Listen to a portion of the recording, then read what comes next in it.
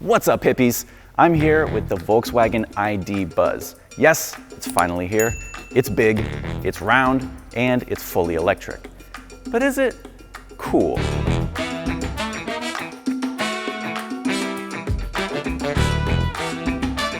That's what we're here to find out. And the ID Buzz is finally here in production form, but there's still so much that we don't know about it. Like, what does it cost? And when is it going to come out? And can you put a couch and curtains and teak wood flooring inside? Let's find out together. First of all, let's take a second and just bask in it. Can we do that? There are a lot of really distinct visual cues about the ID Buzz.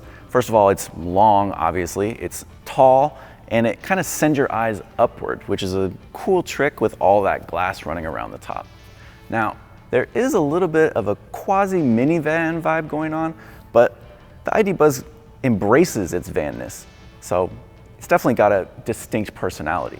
Now, it is a little bit of a departure from some of the concepts that we saw earlier. Those models were much more rounded in certain areas, especially in the front bumper and like the rear roofline.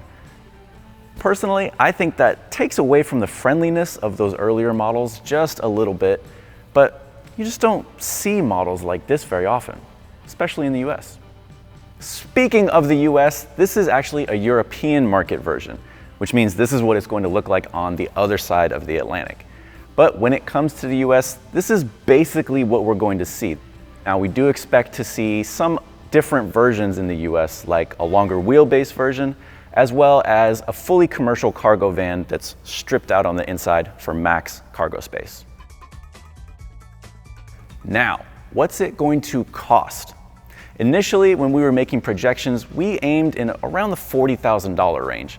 But in the last few years, knowing what we know now about EV models, especially halo versions like the Rivian R1T or Ford F-150 Lightning or the Hummer EV, now we're thinking more along the lines of $60,000, and that's being optimistic.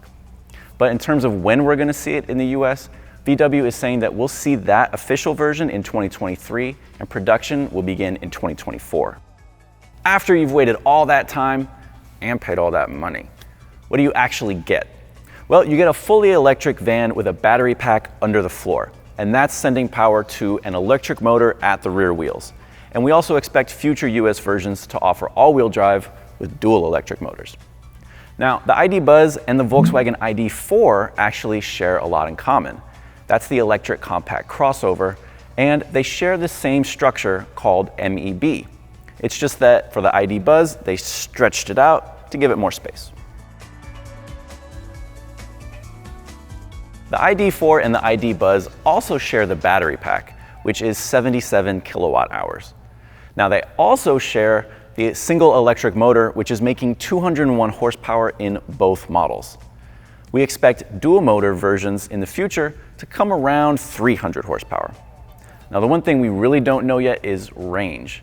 Those numbers could equate to something around 250 miles in certain versions, but it's just too early to speculate given the increased size and weight of the ID Buzz.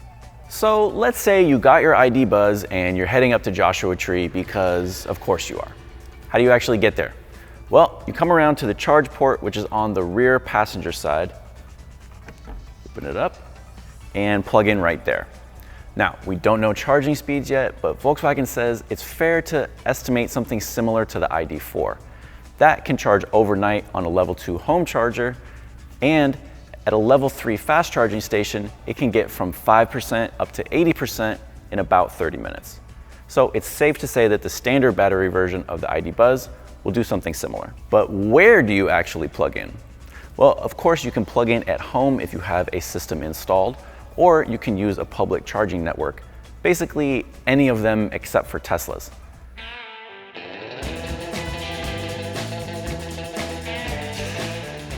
Now we're inside the ID Buzz. And is the US version that we get going to look like this? I sure hope so. There is a ton of room in here.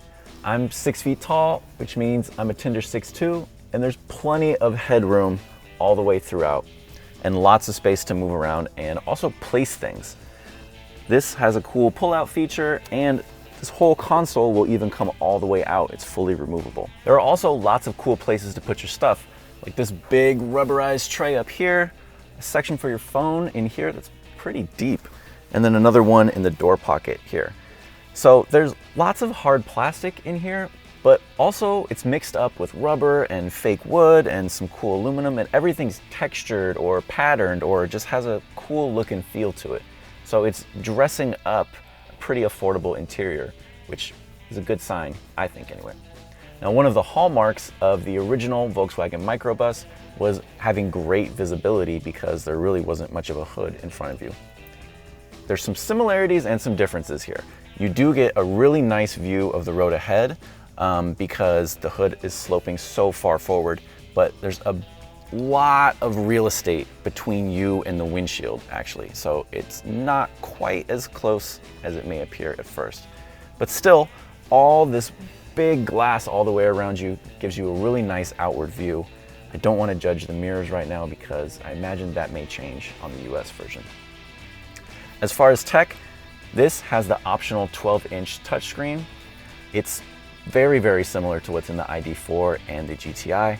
We have knocked those models because they don't have physical buttons. Everything is touch capacitive and it's kind of frustrating to use from time to time, but Volkswagen seems very committed to it, so it's happening. You also get a small driver information display right up here, and your gear selector is up here on this stalk. It's not windshield wipers, that's on the left stalk. But twist it forward for drive, backward for reverse, push it for park. Into the back seat. Now, first thing you may have noticed is the sliding door here. It's going to be optional to get sliding doors on both sides, and it's also going to be optional to make them power, like this one, but it's pretty cool. Before we get in, one thing you should see is that the rear seats slide fore and aft pretty far, which is nice, and the seat backs will recline so you can find the perfect comfortable position that you like. Getting in is not bad at all. It's a little bit of a step up, but no biggie. And then with the seats all the way back, I've got plenty of legroom and headroom. This is a really nice, comfortable space and position to be taking long road trips. And if you have one of these, you had better be taking long road trips. Coming around to the back, let's check out the cargo area. As you can see, it's pretty impressive inside. Basically minivan-like, only without the third row of seats at all. And remember, there will be a longer third row version, which could potentially have way more space. There are also soft arm pads up here, so you can definitely see how future versions will be equipped for a third row. Now, we don't have exact cargo dimensions at the moment, but I'm very curious to see what they are because this is a pretty big space. Plus, those rear seats fold down flat to create even more. Now, how big is it?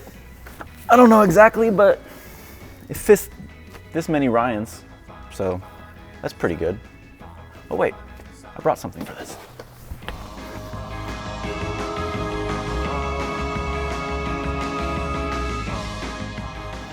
So it would appear the answer is yes. You can turn the ID Buzz into the roving surf adventure van or ski chalet or overland mobile of your dreams. I'm sure you're watching this right now coming up with all kinds of crazy ideas. So get creative and let us know in the comments what you would turn the ID Buzz into. Or you can just drive it around as it is. That works too. Now there's also a lot more to know about the ID Buzz, so make sure to click the link in the description below to read my full article on it. Now, as for us at Edmunds, we can't wait to get our hands on a US production version, so stay tuned for updates as we get closer to that.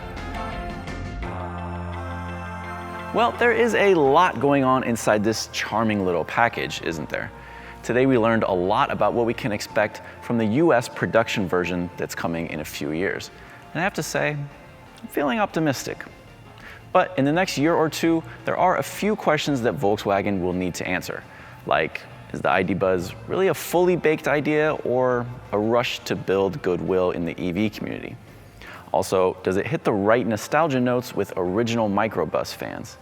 And is the Electrify America network really ready for this? And you know that as soon as we can, we'll put the ID Buzz on our renowned Edmunds EV test loop to see how its range matches up, as well as our full slate of testing procedures. Thanks for watching. Don't forget to click like and subscribe, and keep those van life dreams alive.